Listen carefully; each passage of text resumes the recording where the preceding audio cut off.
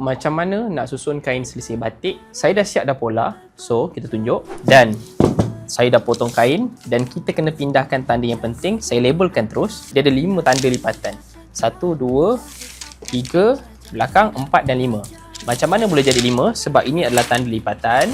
Okey, kain ini dia terbuka sebenarnya seperti ini. So, apa yang perlu anda buat? Anda dah lihat dah label. Saya tunjuk sekali lagi. Label nombor 1, nombor 2, nombor 3, nombor 4, nombor 5. Cara lipat dia adalah nombor 2 ni anda tarik je sampai nombor 1 berjumpa dengan nombor 3, nombor 3 kat belakang, dan sehinggalah nombor 1 berjumpa nombor 5. So 3 nombor telah bercantum. 1 belakang ni adalah nombor 3 dan belakang nombor 5. Sama juga bahagian bawah anda boleh buat. Anda kena buat dululah. Okey, sebab saya buat selisih dia berada di sebelah kiri untuk proses berjalan dengan lebih mudah. Akan tetapi bila kita lihat, bila kita lipat dia bertindih dengan dart. Ini kerana orang ni kecil kan, dan saya punya lipatan ni adalah 10 inci saya buat semasa buat pola. So kita kena jahit dart dulu. Saya nak jahit dart sekejap, lepas tu saya akan tunjuk lagi sekali.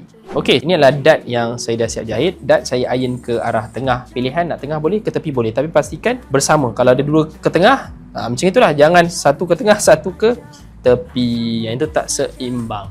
Okey, so sekarang ni bila saya lipat, lipatan ni telah melepasi dart dan dianya adalah boleh ada kala dart dia ngam-ngam. Kita juga boleh buat dart dia ngam-ngam sebelah lipatan, tapi itu adalah pilihan.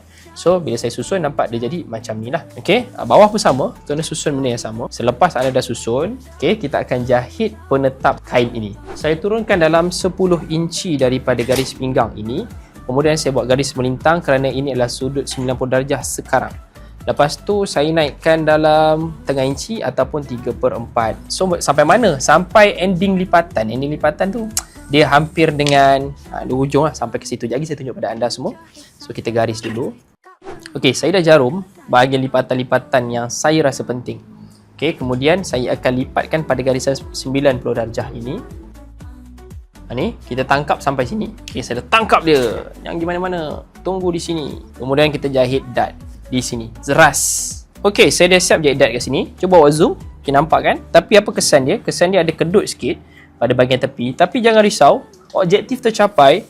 Pada bahagian bawah ni telah ternaik. Okey, jadi bila jalan tak adalah macam tak jalan pun kita dah nampak terjatuh kalau kita tak naikkan. Okey, cuma macam mana kita nak cover kegelembungan ini? Okey, pertama kita dah matchingkan dah. Yang bawah semua pastikan matching. Ikut point. Kemudian kita jarum sekejap bagi nak cover kelembungan ni. Okey, dia still gelembung. Kita akan jahit tindih dekat atas sehingga ke bawah, anggaran dalam 10 sehingga 15 inci. Akan tetapi saya buat 15 kerana pemakaiannya agak tinggi. Jika anda rasa tak tinggi sangat, anda buat 10. Tapi pastikan dart yang anda buat tadi tu di atas tindihan tersebut. Maksudnya jika anda jahit tindih paras ni, dart tu mesti dekat atas. Kalau anda jahit tindih paras ni, dart tu mesti kat atas. Macam itulah sebab kita nak cover line dart tersebut. Lagipun dart ni dia kalau dah pakai baju tak nampak sangat pun. So kita akan jahit tindih kat sini. Okey, saya dah siap jahit tindih ni. Cuba tengok. Nampak saya dah jahit tindih 15 inci. Kemudian saya iron siap-siap. Lepas tu kita jahit tindih pada bahagian bawah ni. Kenapa kena jahit tindih? Supaya senang, tak payah nak banyak kali gosok. Sebab bila kita dah jahit tindih, dia dah matikan jahitan. Kalau anda nak belajar lebih banyak video tentang jahitan, ada dekat sini. Jangan lupa tekan butang follow. Video apa lagi anda nak? Oh, saya nak sambung part 5, part 5 kot untuk bahagian kain selisih batik ni. Dan kalau nak menyokong perjuangan Jom Terbang, jom dapatkan buku-buku Jom Terbang yang dah jual lebih daripada 30,000 unit. Dah ramai yang dapatkan. Anda dah ada ke belum? Kalau dah, komen dah. Kalau belum, cuba tengok beg kuning atau pergi kat showcase. Dapatkan sekarang.